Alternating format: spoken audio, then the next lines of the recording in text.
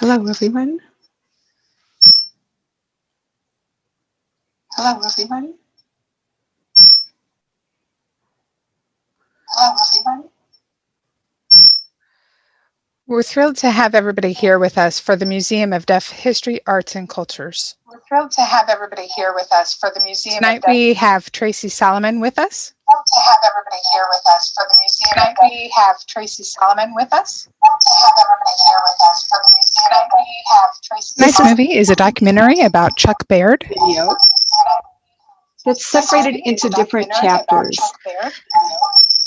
And we're going to be working through his journey. We'll talk about his journey with Dawn Sign Press. We'll have little vignettes in the movie that highlight different chapters of Chuck's lives.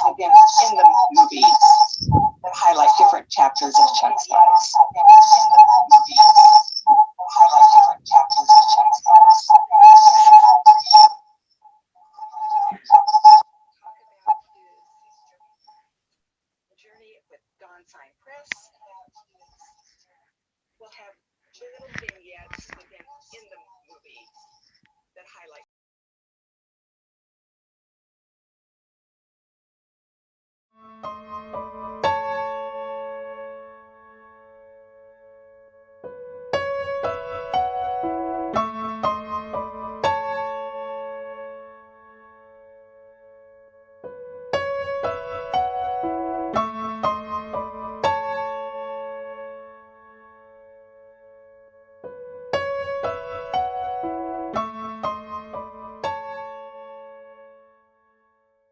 Chuck Baird is a master of integration in art, full of kaleidoscopic and colorful ideas.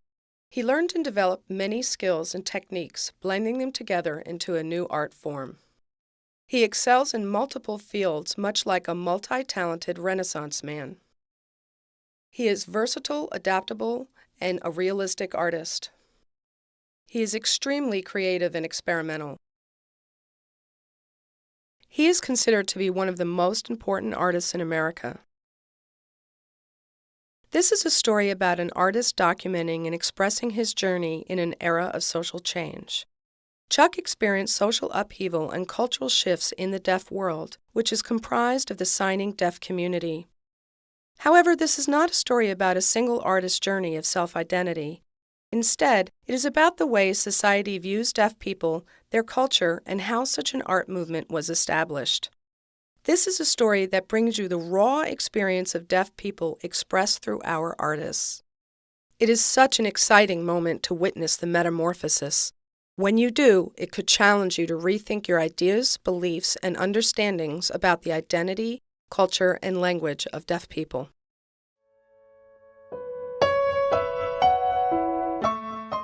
Chuck's artwork displays his talent, skill, and intelligence, and it raises awareness about his world. Society's lack of understanding about the differences has made him and other deaf artists seek refuge to establish their own niche. Hence, Chuck's artwork becomes a statement that deaf and hearing worlds need to converge. That is, by coming together they become one, with no beginning and no end. He has exceptional skills in acrylic and oil painting. He has produced many rich and dynamic pieces in these media. His craftsmanship is phenomenally precise. Much of his artwork includes deaf themes, symbols, and images, including sign language, with emphasis on hand shapes that live and breathe in the deaf world. Chuck's artwork is frequently shown in the deaf community, but you can often find his work in more conventional exhibits.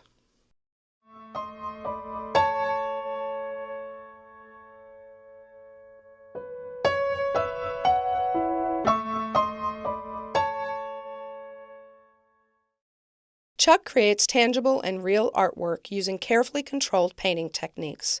He combines observation and imagination. His work is strongly influenced by the modern and pop art movements. In this realm, his interests in subject matter focus on landscape, still life, and people. His body of work is whimsical, stimulating, and cheerful. Meanwhile, in the deaf community, there was an upheaval, a cry for change, leading to a movement known as Devia. Hence, a new art movement was created by a camaraderie of deaf artists sharing different and personal and political experiences. Chuck was one of the few who was willing to sign the Devia Manifesto. Even though he knew that deaf world themes were important, he also knew they were not equally important to his patrons. So, in order to make a decent living, he abandoned the idea of deaf-related themes and turned his attention to more widely acceptable art. He is a very detailed artist who is both a traditionalist and an experimentalist. He records what he sees. He has been able to straddle both worlds successfully.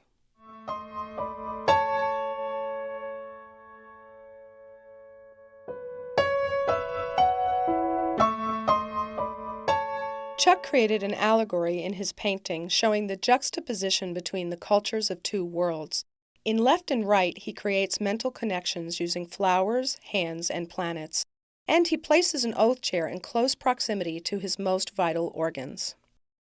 The pair of hands, black and white on the left and color on the right, represent two hearts, two minds, and two worlds.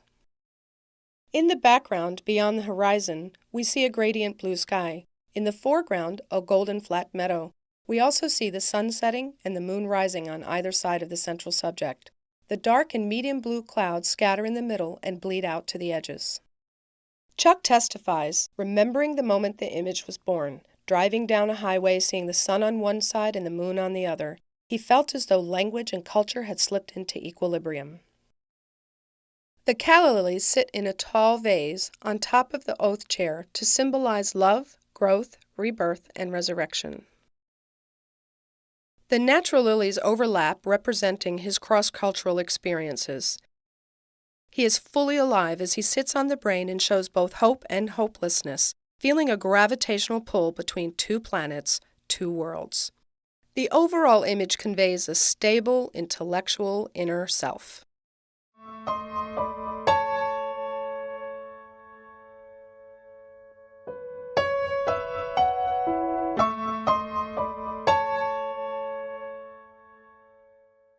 In my painting titled Left and Right, the vase sits on a chair where you see the two calla lily stems are overlapping. They represent a cross-cultural experience.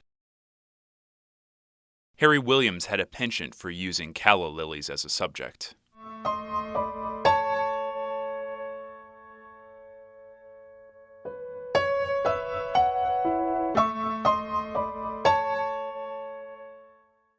Chuck Baird was born in Kansas City, Missouri.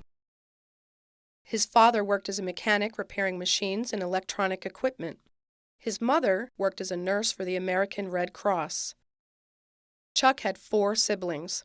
He and his 3 sisters were born deaf and attended the Kansas School for the Deaf in Olathe. His hearing brother was an abstract photographer.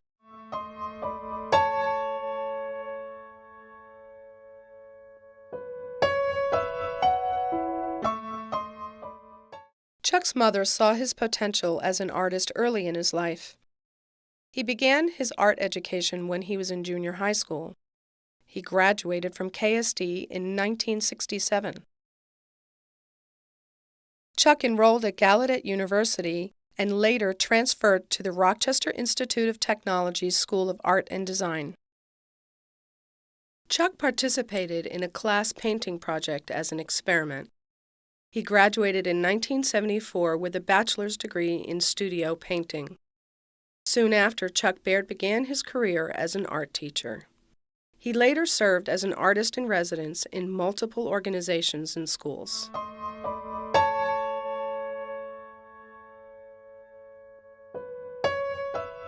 I will always have a special place in my heart for my hometown, Kansas City. The place where I grew up was culturally and artistically rich.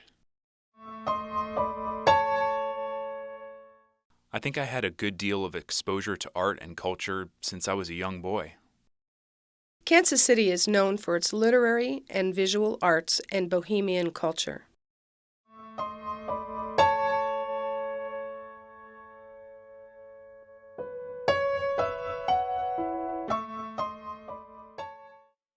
These paintings were created during his journey as an artist in the mid-1980s, when Chuck envisioned his world in his mind and then replicated it on canvas.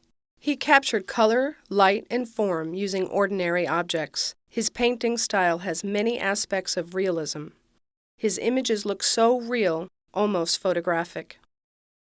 He would take a photograph of the subject and transform its images on canvas. Chuck actually cannot live without a camera. Although as a young artist he was confident in his work, he wasn't clear where he belonged. He wondered if his work belonged to the mainstream art world or to the deaf art world. An art critic once compared him to Georgia O'Keeffe and David Hockney. He studied the works of Ralph Goings and Marcel Duchamp. The influence of these artists can clearly be seen in Chuck's highly stylized forms. He likes to make his paintings and images larger than life, to see what kind of a reaction he could elicit from his viewers. His paintings always appear magical.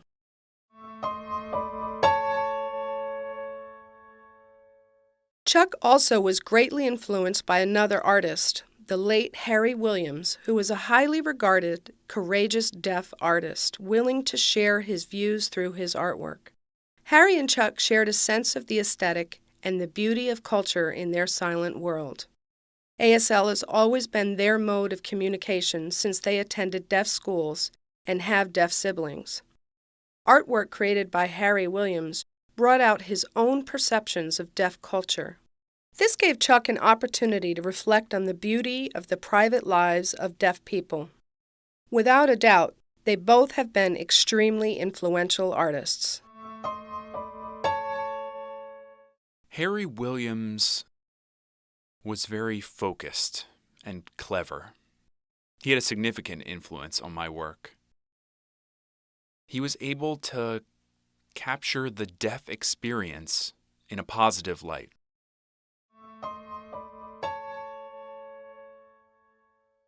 Harry often used violins as subject matter. He was quite taken with their Baroque-inspired shapes and beautiful curvilinear lines. Baroque art is defined by ornate and intense curves.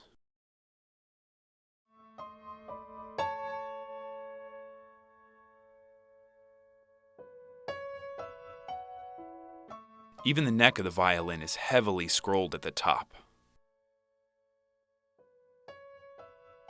Much like a curly lock of hair or the spiral of a pig's tail. Classic.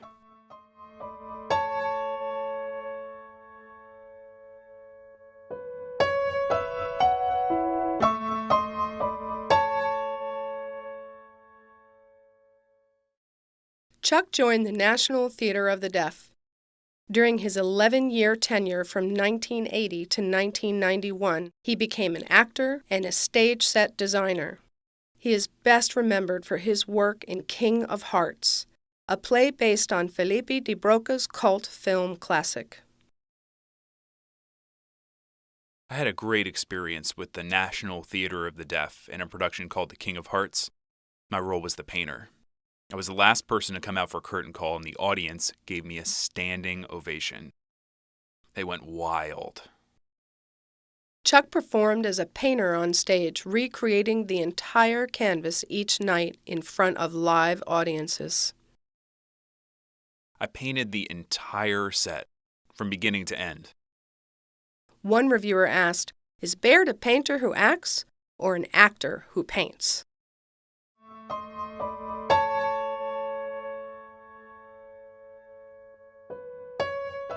Joe Danis, a deaf founder and CEO of Dawn Sign Press, asked Chuck to incorporate ASL images in his work. At first, Chuck was reluctant, but he put his artistic skills to the task. Even though this commissioned work was not of his style, he began to use aspects of ASL hand shapes and examine the issues of language and culture in his new work. He brought familiar approaches to the new art form. This turned out to be a worthwhile endeavor as he produced over 60 paintings. His ASL-themed paintings exploded with depth and color. Here's an example of one of the earlier works in the series. The hand shape that is used for the sign cat is beautifully formed. Light, shadow, and skin colors are emphasized.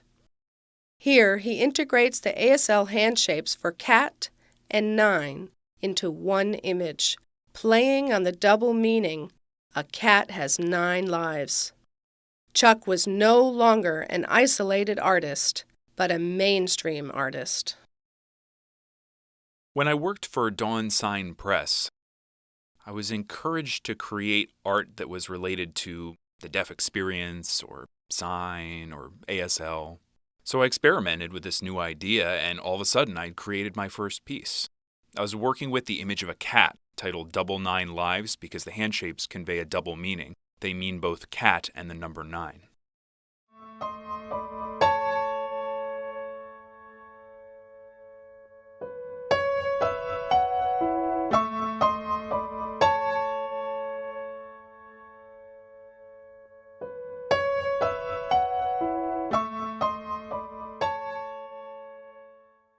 The late 60s and early 70s, that era was a complete and dramatic turning point for us. It changed the course of deaf history, really. To emphasize just how transformative those times were, remember America was going through several revolutionary experiences. Protests against the Vietnam War, along with the booming awareness of cultural differences. At the same time, the deaf community emerges and takes its place in the mainstream society. Part of this movement was inspired by a study that found that ASL was a legitimate language with its own linguistic rules. The reaction in the deaf community was mixed. There were those who celebrated the findings, and there were those who criticized them, because it was conducted by a hearing man, Professor William Stokey at Gallaudet University. He pioneered the study of sign language and published the first dictionary of American Sign Language in 1965.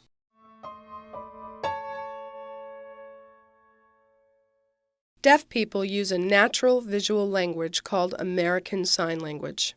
Educators and social scientists were surprised by Stokey's new discovery, which generated much interest and curiosity about American Sign Language, or ASL.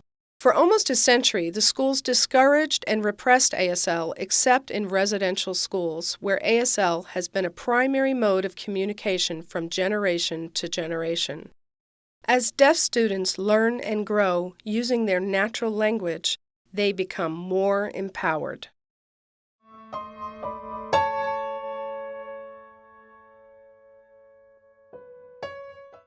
Total communication was a mass of confusion and inadequate communication. We were victims of it. The whole thing was just bizarre.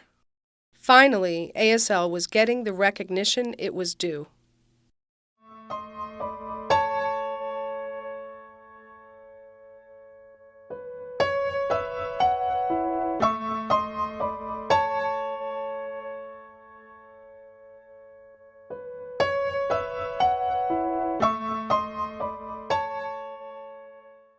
Betty Miller's well-known art show was like the shot that was heard and seen around the world.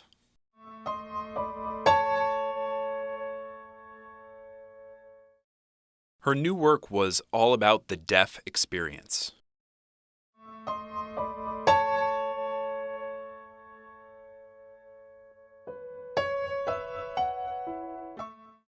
Through his research, William Stokey found that ASL was a language in its own right. We as deaf people finally felt a sense of dignity and respect. We were no longer labeled as oral failures. Historically, we could communicate fluently in ASL, But when asked if we could talk or speak, and our answer was no, we were considered oral failures. We accepted and internalized the idea that we were failures until the 70s came around. That was a time when it was okay to be deaf. It was okay to be a woman or black. It was all about the individual and self-identity. ASL is a living language creating and reflecting deaf culture.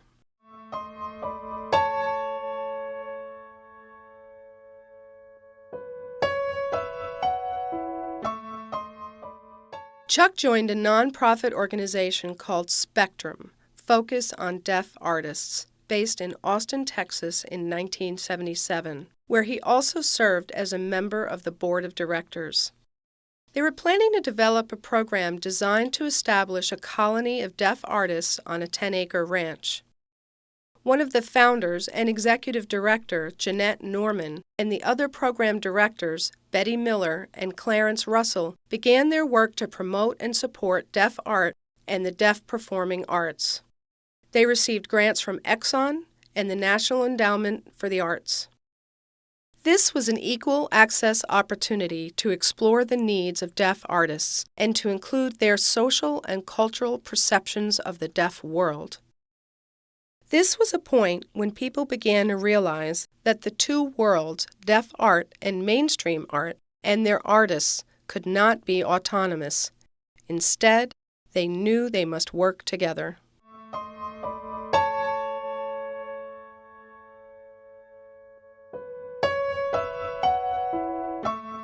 In 1970, Betty Miller held her one-woman show.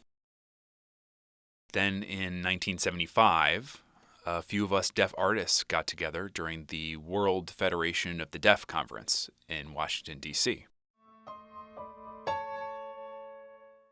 Harry Williams brought a few people from California. I came from Rochester. It was just a small group of us, maybe 4 or 5. I met a woman from Texas who wanted to set up an organization for deaf artists, and it seemed like an interesting idea.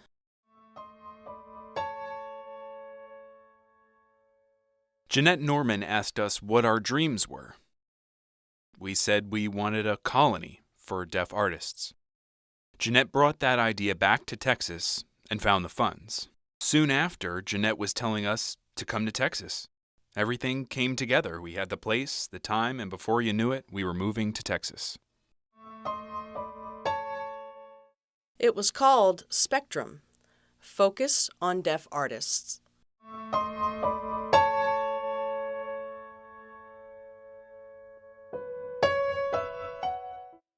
In the time between 1977 and 1980, Betty kept encouraging us to express our deaf experience and identity in our art. As a collective, we thought it over, but the truth is, we were not ready.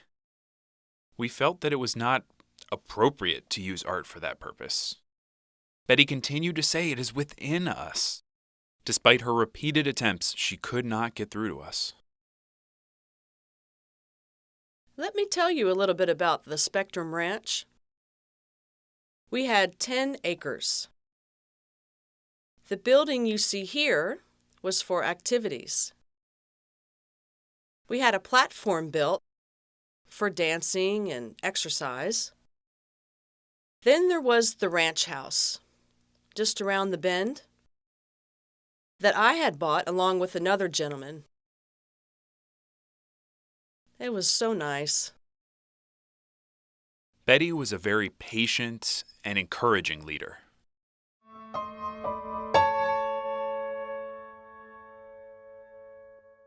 I adapted this from a photograph. You will notice the masks. They represent the struggles many of us faced as we were growing up in the oral schools for the deaf, where many of us were taught and forced to lip read and talk. Some of the people have gold stars on their forehead, and that is something I took from my childhood also. When we spoke well in school, we were rewarded with gold stars on our foreheads. Not everyone got the stars. The children who were completely deaf and had no speech abilities did not get any. At the time, Betty stood alone. The rest of us deaf artists were not quite ready. Betty was, and she was ready to reveal to the world what the deaf experience was all about.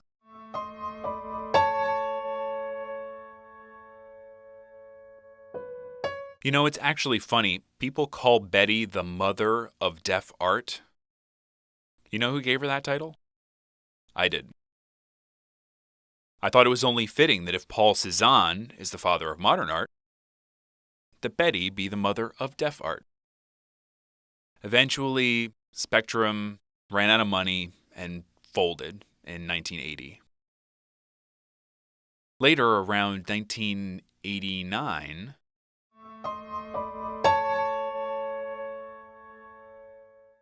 Chuck describes his utopian deaf experience with his vivid imagination. This massive mural shows tremendous muscular forms with an array of brilliant and diverse skin colors, which are really fauve and rich. This is a mythical story of a futuristic society that unites many shades of colors regardless of gender, race, age, and culture to form a sense of unity and harmony. A pair of glowing hands in the upper left-hand side shows a sense of enlightenment and beauty for global peace. as different as we are, none of that matters. The whole image is about crossing cultural boundaries. An orange adult signs, "Me, deaf like you," which is grammatically correct in ASL, while a light beige young child asks, "You deaf?" The varying shapes of hands are highlighted throughout, which symbolizes touch, comfort, and love. The figures synthesize a sense of peaceful, communicative affinity. They are liberated, that is, free to communicate without any barriers.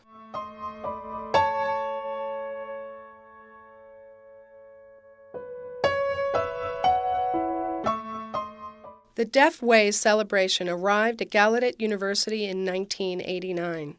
The visionary artists Betty Miller and Paul Johnston moderated the discussion for the group. Their backgrounds were extremely diversified. Betty and Paul invited an art historian and many artists to discuss questions such as, what is deaf art? What are the expressions and aesthetics of the deaf world? The signatories convened in a 4-day workshop. They were Deborah Sonnenstrahl, Alex Wilhite, Nancy Creighton, Sandy Vasnick, Guy Wonder, and Lai Yok Ho. Chuck rejoined the group that had achieved a sense of social liberation and empowerment from their experiences at Spectrum. They discussed the critical aspects of art and deaf culture. The Devia Manifesto addressed concerns about artistic styles, subject matter, and symbolism, which established the artistic goals to be included in the Devia mission.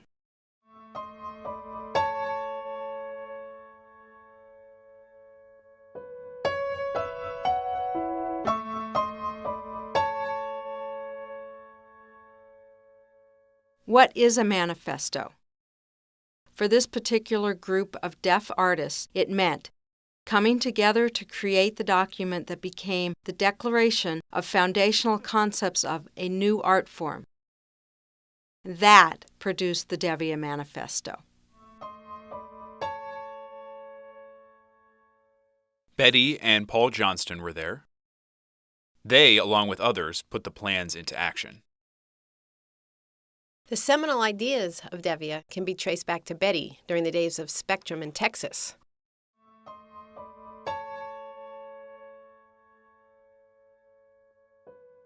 Devia also has its roots in a workshop that was held at Gallaudet University just before Deaf Way.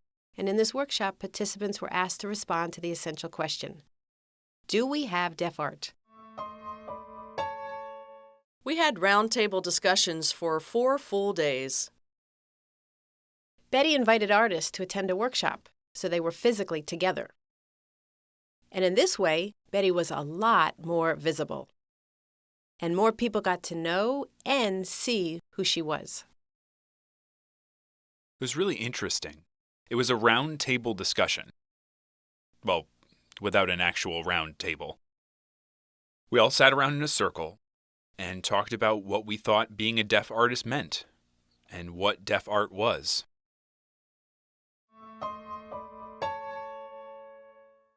We did this for a good part of the day, then we did an experiment. Each of us drew our ideas. We showed them to each other and then did some visualization exercises. It was like a theater lab. We also did sensory memory exercises where we drew the first thing that came to our minds. Betty was the driving force. She raised consciousness. She got the idea of deaf art out there. Disappointed, she asked us what was wrong with the term deaf art. We debated. Give it a new name or keep it as deaf art. Yeah, but we needed to find a name that's more catchy. And some argued if we called it deaf art, then no one would pay attention. It wouldn't be anything new. The other thing that we did was create a collective mural. Each of us painted a part of it. It was an amazing piece. We all signed it at the bottom.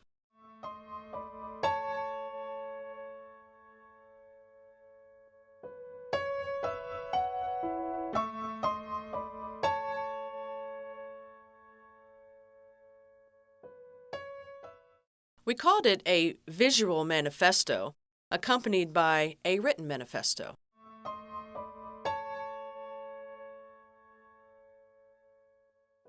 We all got together in an old computer lab and sat down at our individual stations, working on drafting different parts of this manifesto. But we were all collaboratively working the whole time by sending parts of it to each other. It became a living document that we were working on in the lab, and in the end, it turned into our written manifesto. Then this novel term appeared on the scene, devia.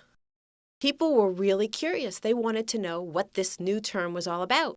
They thought it was rather strange.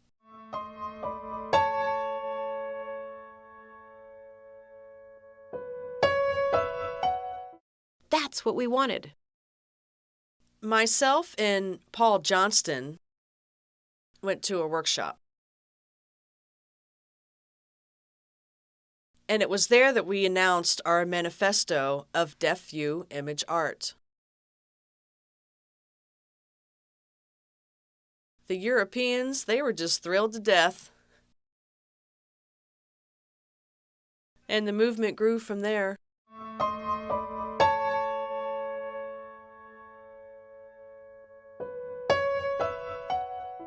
I was told the painting was stolen. It's a mystery.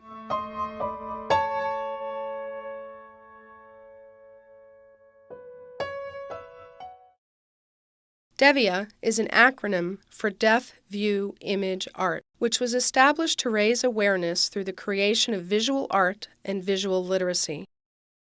This artistic expression would validate the deaf world and deaf culture. It is the art that crosses cultural borders made by artists that express their desire to be identified as DEVIA artists.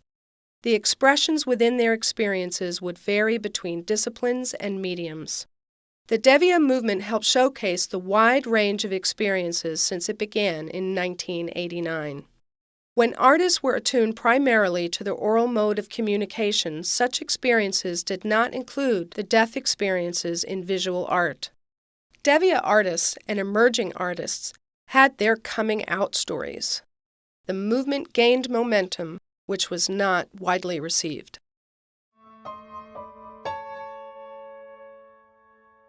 There was a lot of debate. Anne Silver did not endorse the term devia. Yes, you're right. She wanted it to be known as deaf art. And I think, perhaps from my view, she didn't think we needed to reinvent the wheel. Tom Willard, former member of Deaf Artists of America, asks, What is Devia anyway?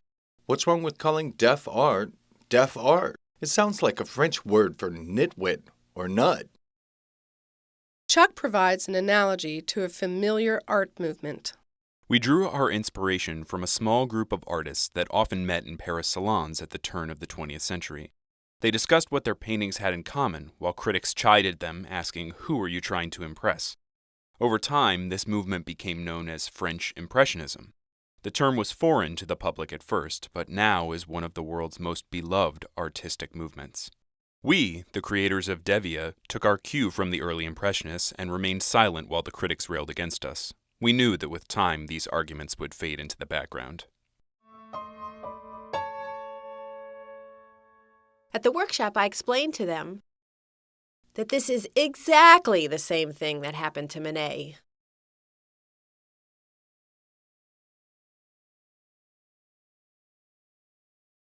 Lunch on the Grass shows two fully clothed men and two naked women just having a picnic lunch on the grass in France. So why did the artist do that? He had noticed that people had stopped talking about art. They were taking art for granted. So he decided to paint two fully clothed men and two naked women to draw attention to the art world. And of course people looked and asked, why are those two naked women there? That became the talk.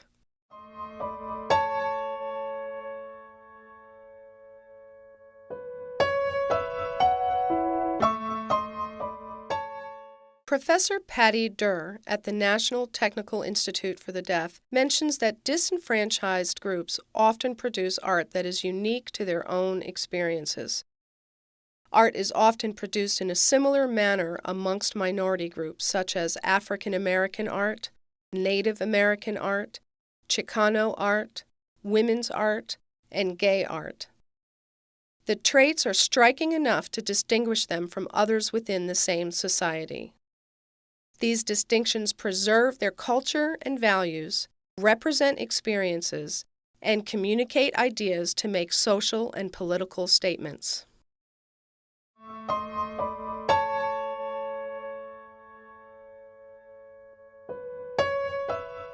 How I identify myself has come full circle.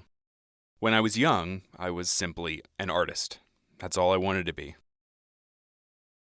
Then, when people started talking about this idea of a deaf artist, I wondered if that applied to me.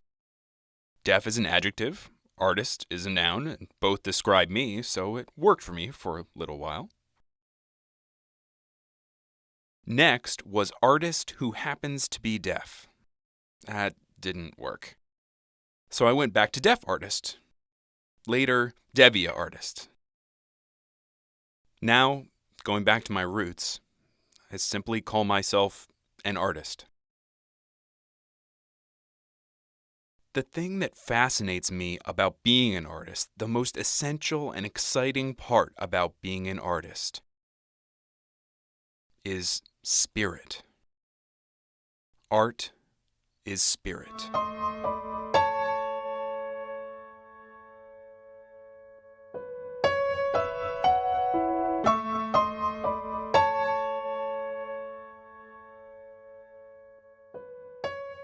For me, as a visual artist, I painted canvases to make money. I challenged myself by looking for new and different ideas that might appeal to both deaf and hearing people and inspire them to buy my work. Their support motivated me to create more works appealing to the public and allowed me to make a living from my artwork. Chuck believes being a commercial artist is one way to earn a living. However, he also wants to be certain that his images appear unique and attractive for patrons. So, he integrated ASL elements with popular culture and consumer products to create a new art form. The hand shape appears frozen, but at the same time, it seems to be moving on the canvas. Chuck creates cultural assimilation. He is credited as one of the few early American Devia artists.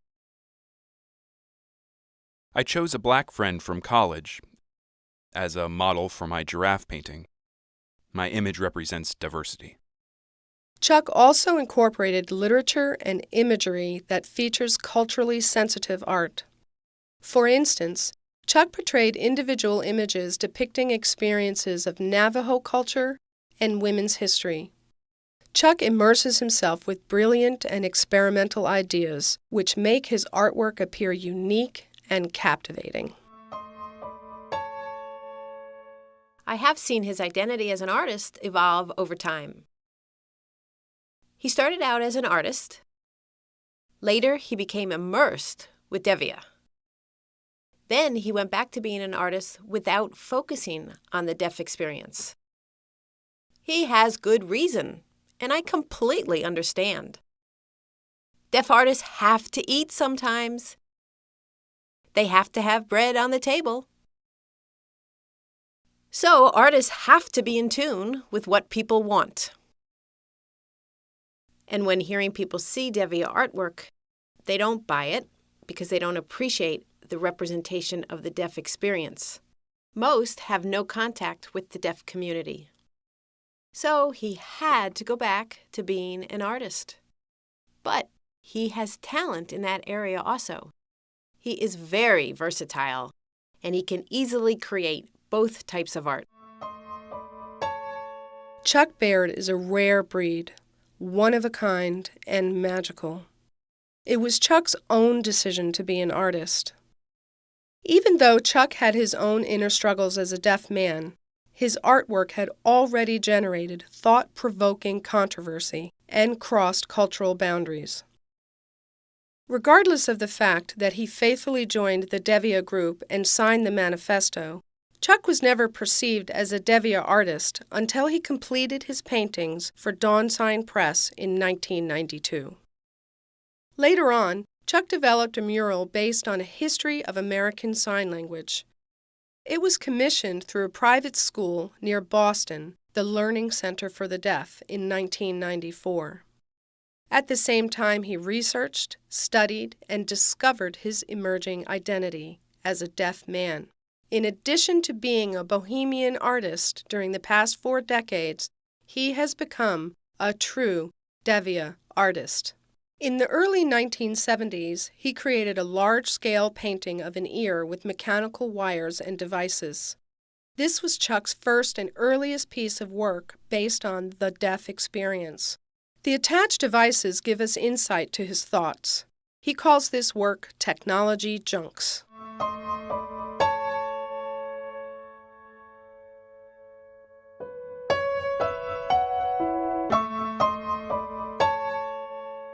Chuck Baird collected books, writings, pictures, documents, and the like showing the history of ASL. Through his expressive art, he portrays this history in a mural.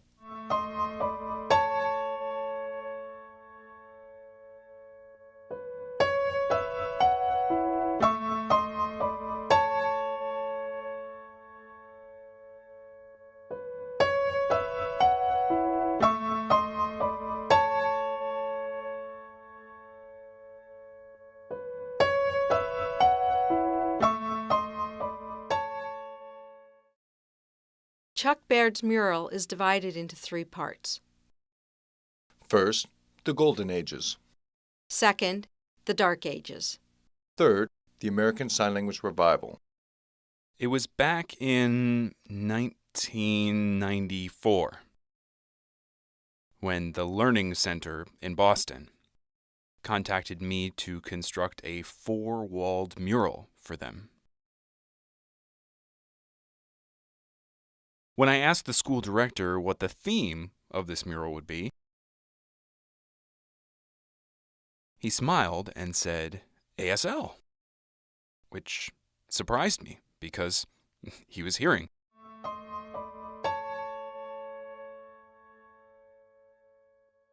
I spent the summer doing research, reading various publications on deaf history and ASL, so I'd be ready to start painting when the school year started in the fall. What I realized as I was reading was that these stories were stories about me. This history was my history. I discovered my identity. I was reborn, and I knew in my heart that this was my true identity. When you look at deaf history, it becomes clear that what makes us unique is our language, American Sign Language. With that in mind, I decided to paint the history of ASL, starting as far back as the sign systems used by the Native Americans, to the influences of the early days of Martha's Vineyard in Massachusetts and Laurent Clerc from France. All of those influences came together and formed the beginning of ASL.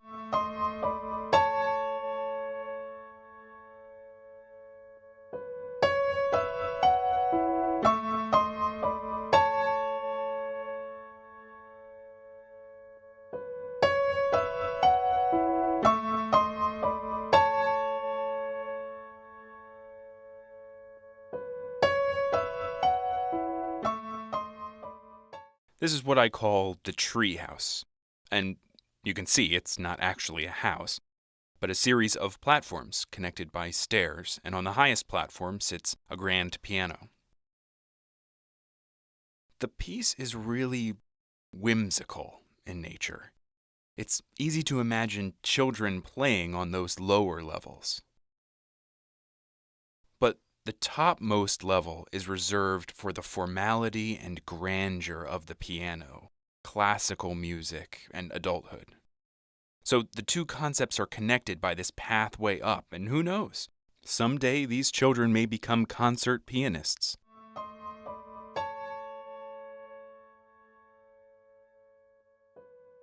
There's humor here because as you look at this tree, it becomes quite obvious how absurd it is that you would have a 1 or 2 ton piano on the uppermost level. Clearly, it couldn't withstand the weight, would topple over.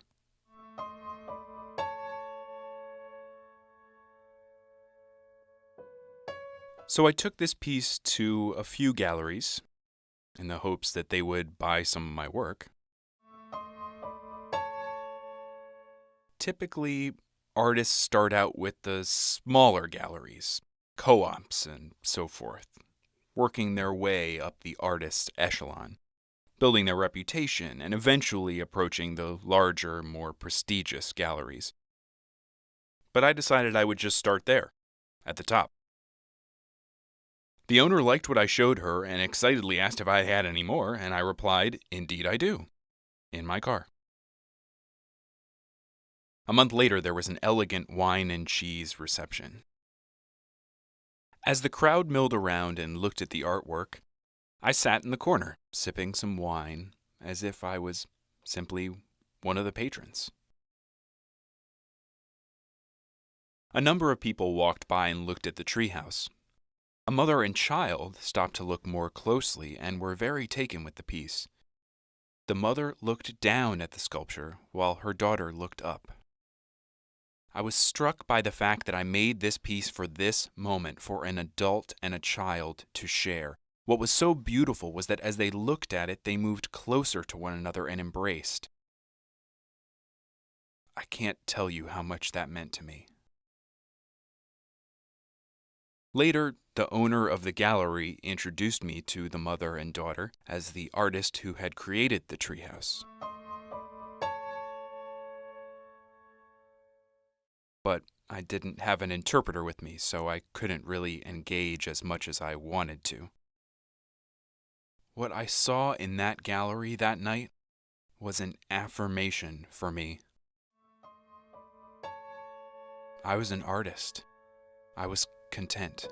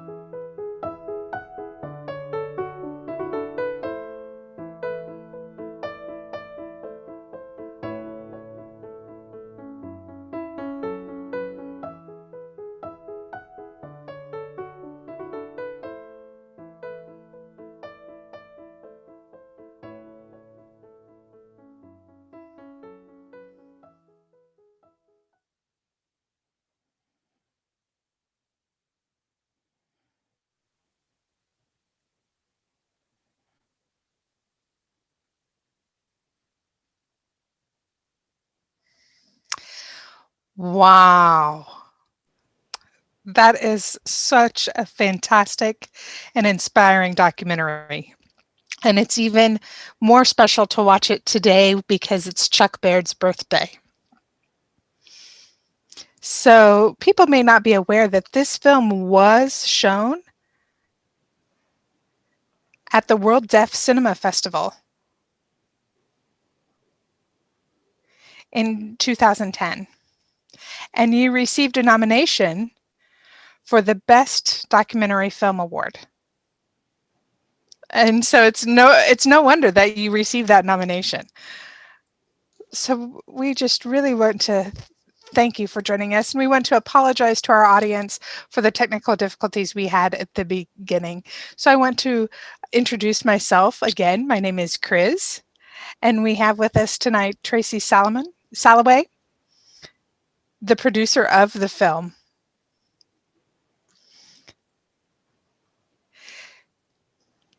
Tracey has donated her film to the Museum of Deaf History, Arts, and Cultures, and we greatly appreciate that gift. You know, Chuck Baird has a special place in our hearts because he did grow up in the Kansas City metro area. And the Museum of Deaf History, Arts, and Cultures is directly across from the Kansas School for the Deaf, where Chuck went to school and graduated. And we have several of his artworks in our museum. And near the end of his life, he really wanted the museum to preserve his legacy. And so we are so honored that he thought of us to carry on his legacy in that way. So we're going to begin the Q&A portion of our evening. But first, I want to introduce Tracey just a little bit. She's a true New Yorker. She was born and raised in New York. She attended the Rochester Institute of Technology and received her Master's of Fine Arts from there. She's been an art professor since 1997 at Gallaudet University. In addition to this film, she's made other films, and she is an artist herself, specializing in paintings. And her artwork has been exhibited at the Dyer Art Gallery.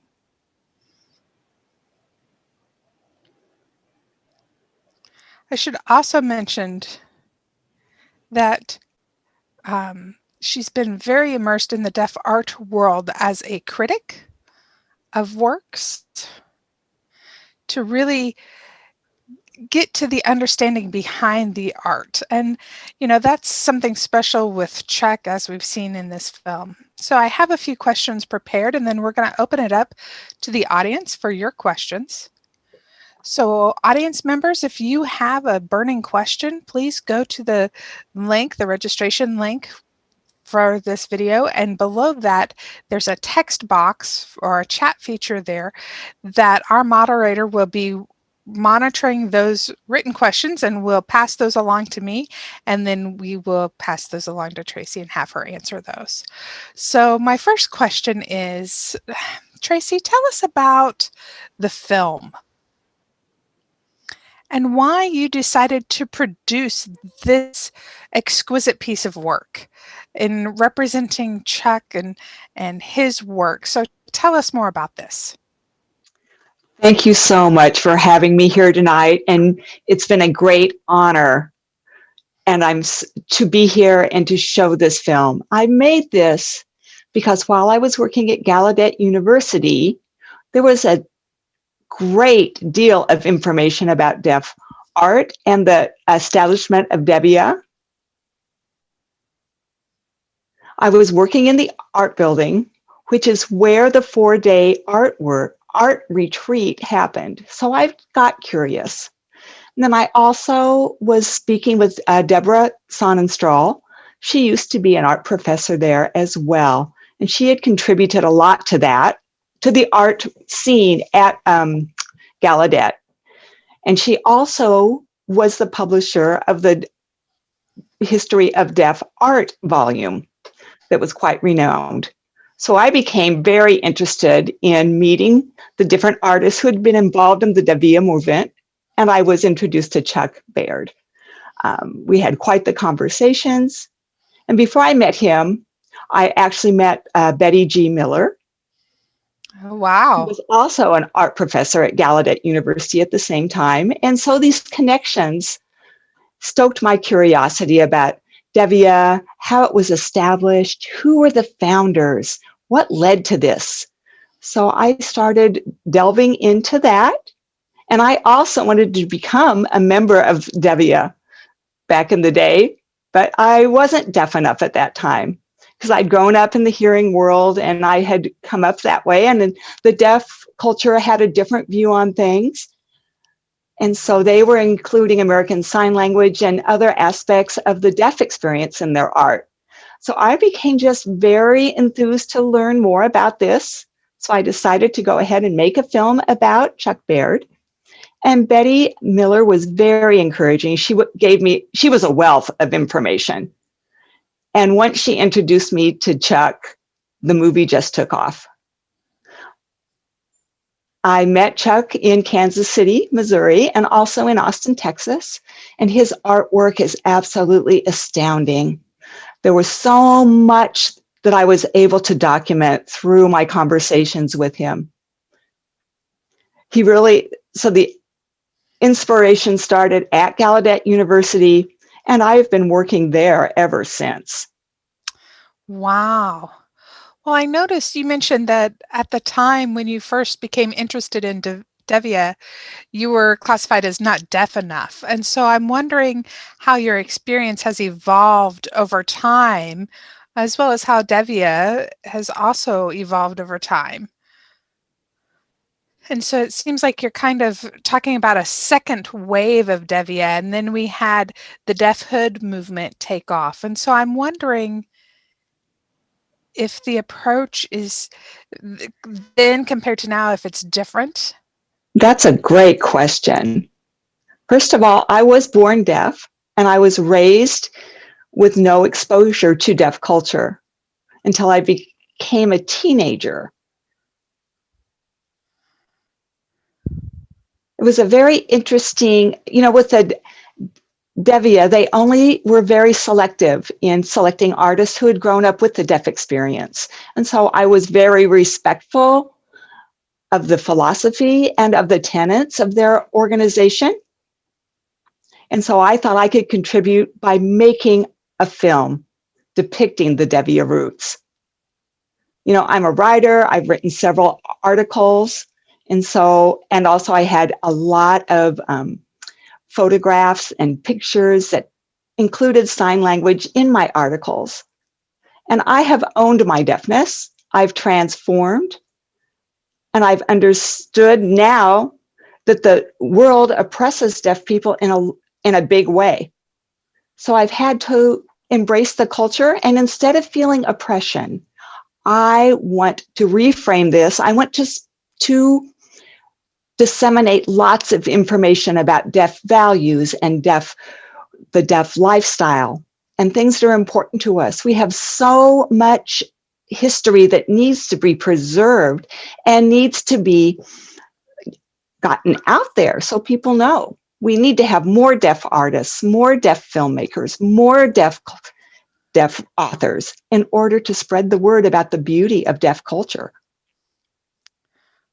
That's amazing. So one of Chuck's deepest desires before he passed away, he was very concerned about preserving his legacy and his artworks, as well as maintaining and encouraging the ongoing conversation about deafness and about the art world. And so he wanted to create that sort of conversation and keep it going. So I'm wondering now, after so many years and the culmination of, the last 20 years, what do you think Chuck would say about what's happened?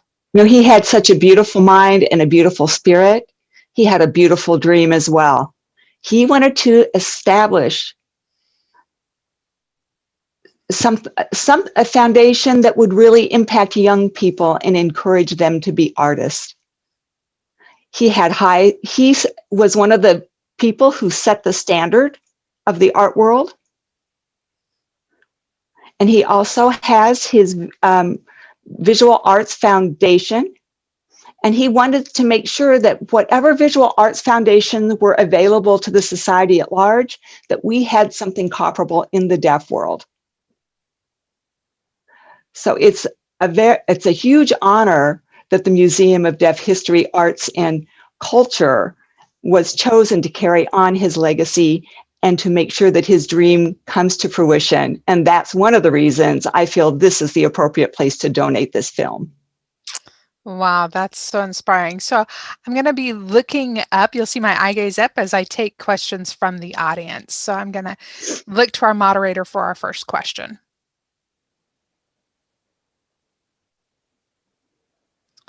So the first question is, within Chuck's lifetime, how many paintings, how many pieces of art did he create? I believe he had around between 500 and 600 paintings. Wow. Yeah, I believe that's correct. I'd need to verify that with the family, though. But I know he was a prolific painter. Well, it was truly his passion and his life. Well, and that's how he expressed it, was through his art. Moving on to the next question.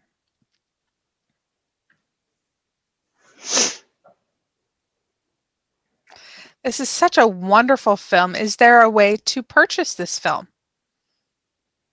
Well, thank you for that nice comment. The purpose of the film is to be used only for educational purposes. It's not for sale.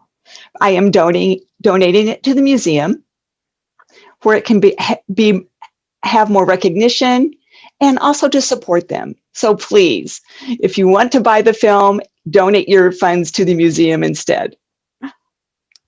In addition to that, we will have a recording of this event that will be available for members of the museum, and those who have become friends of the museum, who will have access to that on our website. So please check back with our website for more information as to the availability to watch this film. Our next question, please.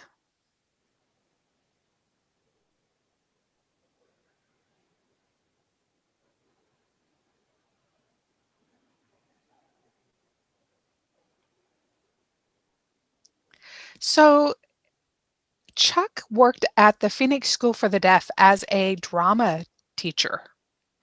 And so I'm wondering if that influenced any of your approach to this work. Well, that's interesting. I was not aware that he was a drama teacher at Phoenix Day School for the Deaf. I only know about him as an actor in the National Theater of the Deaf. Well, I know he was a drama teacher at the Kansas School for the Deaf in Kansas and in Wisconsin and also in Texas. So that's another line of research, something we can learn more about. Yes, indeed. We do have a picture of him working with children, and it's just very clear that he loved working with students. At the museum, we have a collection of thank you notes from when he would come and visit different schools, and the students would write thank you notes back to him. And the students would do things like paint his face and those types of things. And he had a very long beard he had one white streak down the edge of his beard. And so the students were very fascinated by that. And so they would give different perspectives and interpretations of this streak of white in his beard. And so we have that on display at the museum. Oh, that's beautiful. And our next question, please.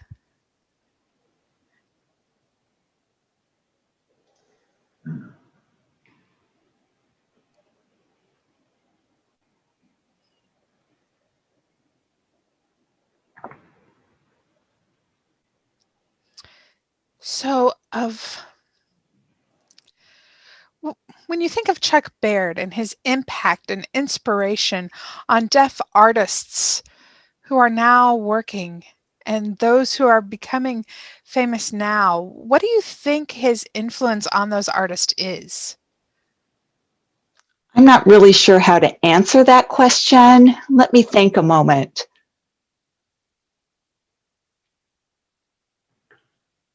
I am pretty sure that his work has made a huge impact on a lot of people. People are still talking about his work, artists and non-artists as well. He's a well-recognized name. And I'm pretty sure that artists who are working now learned by imitating Chuck and then developing their own style, because that's what artists do. We have a variety of artists' work in our gallery, and many of them have mentioned that they've been inspired by Chuck. We had Nancy, and then we had um, an, another artist, and Ellen. And so we had, I know we have several others. So including Nanny Rourke and Ellen Mansfield.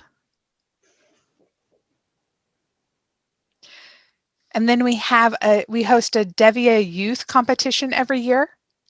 We weren't able to host one this last year due to the pandemic, but you know, these young deaf individuals and artists finding and discovering their identity by going through these artistic processes. It's been wonderful. Now for our next question.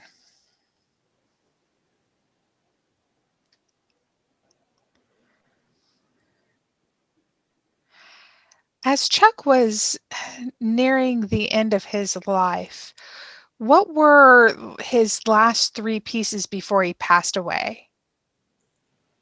Now, which ones are you speaking of? So what was he working on near the time of his passing? I am not sure how to answer this question. I think, like He passed in 2012. Yeah. And if I am remembering correctly, I'm a little fuzzy on this. I believe he was a very strongly spiritual man, and I believe that one of his paintings had to do with spirituality and depicted his beliefs. But I do not have a copy of that portrait or that picture at all.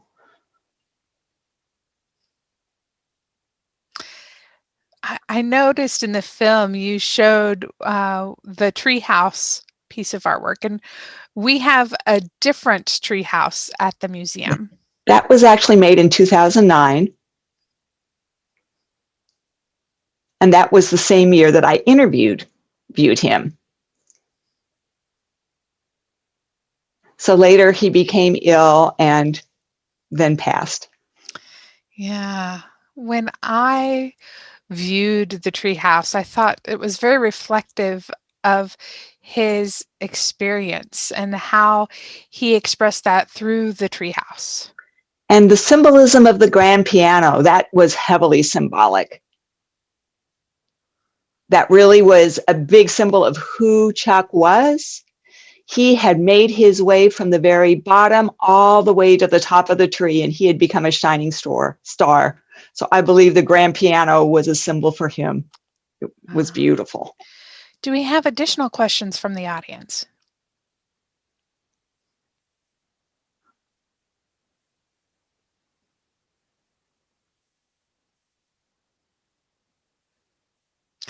I know we can't purchase the film, but is it available to rent? Do you want me to answer that for you? Yes, please.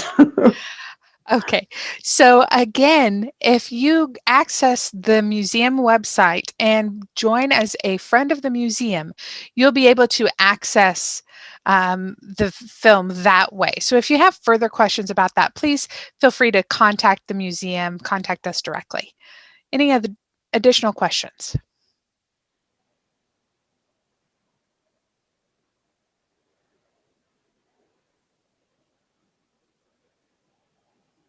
So we have more of a comment than a question. So someone's very appreciative of us showing this film on Chuck's birthday. It just really made it special. And I would have to agree with that. I almost can feel his spirit with us here tonight. Yes, absolutely. It's touching. So thank you all for joining us this evening. Thank you, Tracey, for sharing your film with us. We are deeply appreciative of it. Oh, it was my pleasure. We want to send a special thanks to our sponsors, ASL Connections and the Kansas Association of the Deaf for sponsoring this event, and also several individual donors as well. So thank you so much. In order to see more events like this, please consider becoming a friend of the Museum of Deaf History, Arts, and Culture so we can continue this amazing work and host more events. You can find more information on our website, which is I made a mistake. I was about to give you the other organization. It's www.museumofthedeaf.org. And thank you to our interpreters and our captionists as well tonight. Take care, everyone. We'll see you next time. Good night. Bye-bye now.